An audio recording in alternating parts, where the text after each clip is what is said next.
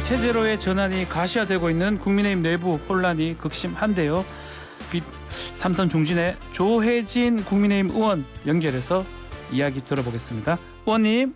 예, 안녕하십니까. 조혜진입니다. 네, 자 의원님. 자 어제 선수별 간담회에서 의총도 열렸는데 예. 비대위 전환으로 의견이 좀 모아진 겁니까? 예, 어제는 거의 이견이 거의 없다시피 하면서 예. 예, 하나로 모아졌습니다. 물론 중간 과정에서 초재선 중진들 모임에서는 일부에서 이게 당헌 당규상 가능하냐, 네. 또는 이준석 대표가 내년 1월 9일 날 복귀 할 수 있게 있는데 그렇죠. 그걸 막으려고 하는 건 아니냐, 이런 문제 제기가 있었는데 네. 당헌 당규상 가능하다는 쪽으로, 그리고 저 같은 경우는 이준석 대표가 내년 1월 9일 복귀할 수 있다는 그 권리, 네. 복귀할 수 있는 권리를 제한하지 않는 조건으로 야. 본인이 원하면 돌아올 수 있게 하는 전제로 예예. 비대위를 찬성을 했습니다. 자 의원님 그 말씀인데요. 복귀할 것을 전제로 비대위가 된다. 예. 이걸 어떤 의미라 우리가 받아들여야 됩니까? 비대위 이준석 대표 당원권 정지됐을 때 그렇죠. 6개월 공백을 어떻게 메울 것이냐에 대해서 논의가 있었거든요. 네. 그때 제기된 의견 가운데 예를 들면 조기 전당대회를 열어서 당대표를 새로 뽑자는 의견도 있었고, 저처럼 비대위를 하자는 의견도 있었고, 네. 또 권성동 원내대표처럼 이제 직무대행으로 가자는 의견이 있었는데, 네.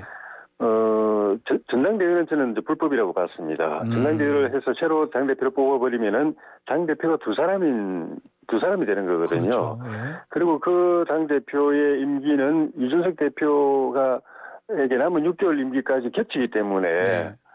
결과적으로는 이준석 대표가 돌아오는 길을 봉쇄하는 거라서 그건 당헌당규 위반이고 법적으로도 문제되고, 그래서 제가 당권 쿠데타라고 이제 그 표현을 하기도 했는데, 네. 그래서 안 되는 거고, 직무대행은 이제 당헌당규상은 되지만은 현실적으로 원내대표가 그 두 가지를 다 감당하기 어려울 거고 반드시 문제가 생길 거다. 그 문제가 지금 비대위를 비대위 주장했는데, 네. 그 비대위는 최장 가장 오래 유지한다고 하더라도 이준석 대표가 돌아오기 직전까지 내년 1월 8일까지만 존속할 수 있는 그런 비대위. 그런 의미의 조건을 거는 비대위다. 예, 그래서 이 대표가 원한다면은 그때 1월 9일 이후에 언제든지 돌아올 수 있도록 하는 전제로 네. 하는 비대위여야 한다고 제가 처음부터 그렇게 주장을 했었습니다. 이해가 되네요. 예. 권성동 원내대표 체제는 유지가 되는 겁니까? 예를 들면 홍준표 대구시장이나 김태흠 충남지사 같은 이제 밖에 계신 분들, 또 우리 당내 일부에서도 권성동 원내대표까지 책임지고 물러나야 된다는 이야기 있었지만은 현재는 그게 다수 의견은 아닌 것 같고, 원내대표 거취까지 가지고 본격적인 논의가 있는 상황은 아닙니다. 그러면 결론적으로는 우리 의원님은 비대위는 찬성을 하지만 조기 전당대회는 반대하는 입장이라고 봐야 되겠네요. 네, 처음부터 그렇습니다. 아, 지금도 그렇고요. 예, 그렇습니다. 아하. 자, 이 비대위 참 이게 좀 애매하긴 한데, 비대위 전환 요건이 되는지 아니면 비대위원장 임명 권한, 이것도 문제가 됩니다. 왜냐하면 당대표가 사퇴를 하면서 비대위 만들면서 임명하는 건 가능한데, 당대표도 지금 권한 정지돼 있고 원내대표도 사퇴한 상황이고, 최고위원들도 사퇴한 상황이고요. 이거 어떻게 지금 가능합니까? 정리가 됩니까? 이래가? 최고위원들은 이제 정치적으로 사퇴했지만은 비대위가 출범하도록 절차를 밟는 것까지는 법적인 기능은 해야 됩니다. 아, 그때까지는? 과거에도 예를 들면 홍준표 당대표가 있을 때 최고위원들이 사퇴해가지고 비대위를 구성한 적이 있는데, 그때도 그렇고 그 다른 경우에도 그렇고 최고위원회는 정치적으로 사퇴 의사를 밝혀서 비대위 구성에 물꼬를 열어주지만은 법적으로는 비대위가 구성이 돼가지고 출범할 때까지 필요한 절차는 최고위원회가 밟아주게 돼 있습니다. 그러니까 정치적으로 이제 사퇴 선언을 하고 난 뒤에 비대위 구성이 개시되면은 그때부터 시작해서 비대위가 구성될 때까지 최고위원회가 법적인 역할을 다 해주고, 그 비대위에다가 당권을 바톤 넘겨주고 난 뒤에 법적으로는 해산하는 겁니다. 네. 그리고 우리 당은 내 국정인가 보면은 당대표가 걸리거나 네. 아니면은 최고위원회가 상실했을 때 네.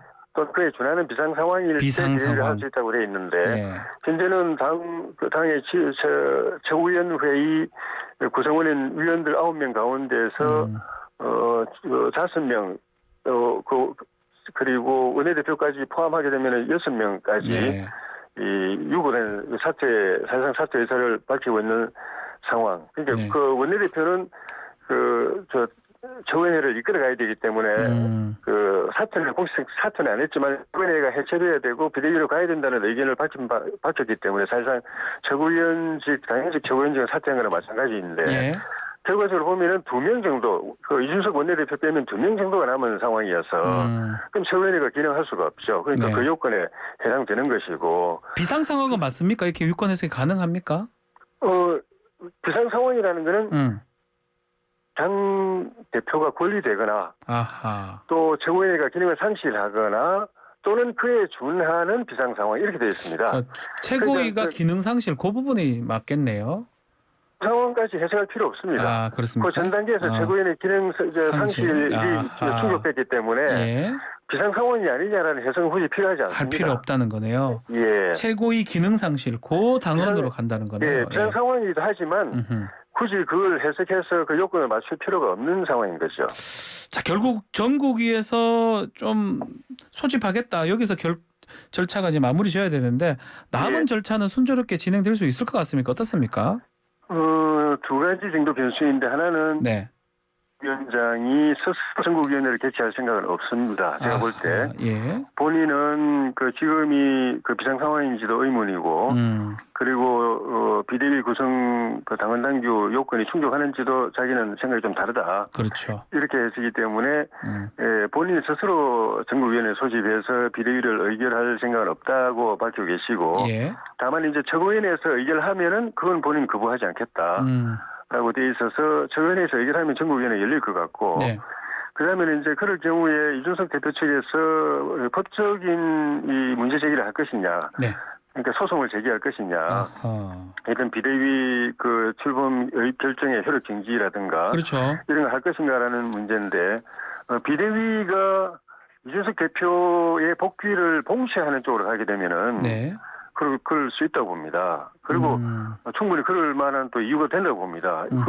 그래서 저는 이준석 대표 복귀를 막지 않는 전제에서 비대위를 해야 된다고 이야기를 했던 것이고 네.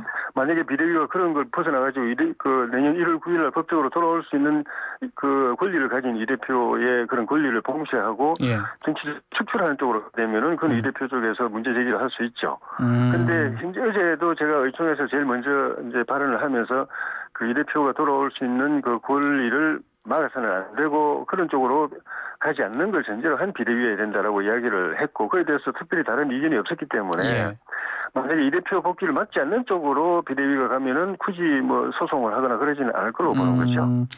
당내에서는 좀 이준석 대표 복귀를 반대하는 입장이 더 많은 거 아닙니까? 많고 적고는 중요하지 잘 않습니까? 모르겠고 상황에 따라 바뀝니다. 아하. 어제도 제가 이제 그 의총에서 발언하면서 예. 비대위 이야기도 했지만 더 근본적인 문제 해결은 다 화합해야 된다. 원팀이 돼야 된다. 예. 서로 생각이 틀리고 이해관계가 틀리더라도 같이 있게 안고 플러스 정치로 가야 된다. 그 대선 이기기 위해서 우리가 그런 이견의 차이를 극복하고 원팀으로 왔는데 예. 대선에 이겼다고 해서 그런 필요성이 없어진 게 아니다. 대선 끝나고 난 뒤에는 이제는 또 국정을 성공시켜야 되고 그렇죠. 그 바탕에서 내후년 총선 이겨야 되고 정권 재창출까지 해야 되는데 그 큰 목표를 향해서는 또 더욱더 이견이 있더라도 같이 가고 서로 메꿔 들어가면 해야 된다. 또 네. 플러스 정치해야 된다. 그걸 네. 강조를 했는데 그런 점에 공감하는 의원들이 점점 늘어나고 있다고 저는 생각합니다. 그래서 이 대표의 문제점에 대해서는 뭐 저도 모르는 바가 아니죠. 그리고 네. 우리 의원님들 다 보고 걱정하고 있지만 그렇다고 해서 이거를 축출하고 이 대표를 쫓아내고 또 그 정당하게 전당대회에서 선출된 권한을 갖다가 박탈하고 또 이 대표를 중심으로 우리 당의 그 주축을 형성하고 있는 그런 젊은 유권자들 또 지지자들 당원들을 배제하고 이러면 우리 당 미래가 없죠. 아하. 우리 정부도 미래가 없죠. 네. 그런 이제 생각에 공감하고 있는 의원들이 지금 늘어가고 있다고 봅니다. 알겠습니다.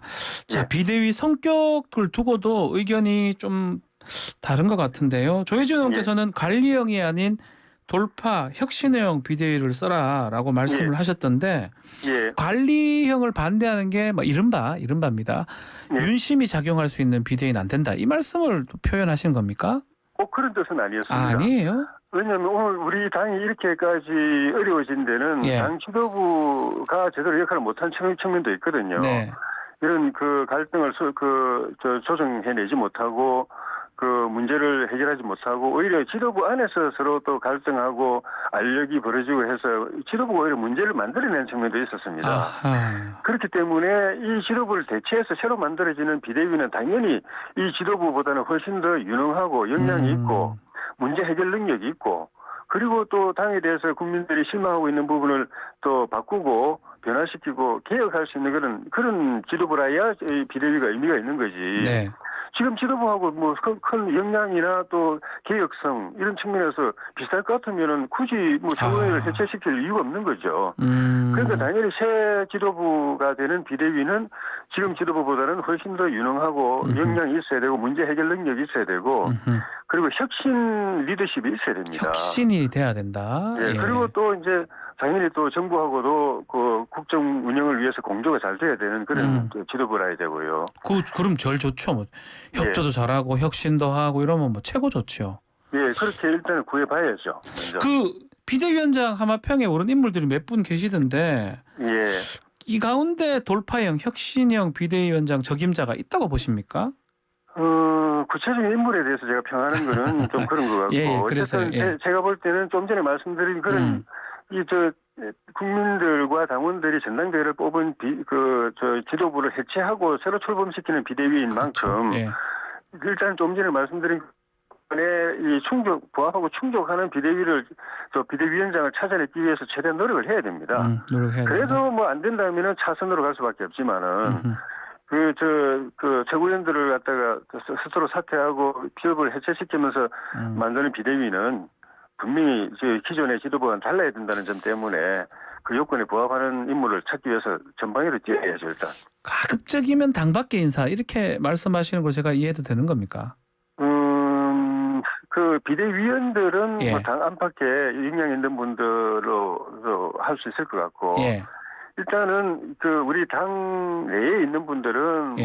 저 같은 삼선 포함해가지고 모두가 다 이 사태에 대해서 책임이 있고 역량의 한계를 보여준 측면이 있기 때문에 네. 일단 비대위원장은 그 새 인물을 더 찾아보는 게 우선이라고 저는 생각합니다. 알겠습니다. 자, 인적 쇄신도 지금 얘기가 많이 나오고 있는데 예. 자, 대상과 폭도 궁금하고요. 대통령실, 당, 내각 다 포함돼야 됩니까? 어떻습니까? 이제 지금 새 정부 출범한 지 이제 석 달이 아직 안 된 상황에서 네. 바로 인적 쇄신을 할 수 있느냐라는 그런 고민도 있긴 있습니다. 네. 이명박 대통령 때도 광우병 같은 그런 초유의 사태를 막고 청와대 개편을 했는데 그게 6개월 걸렸거든요. 네.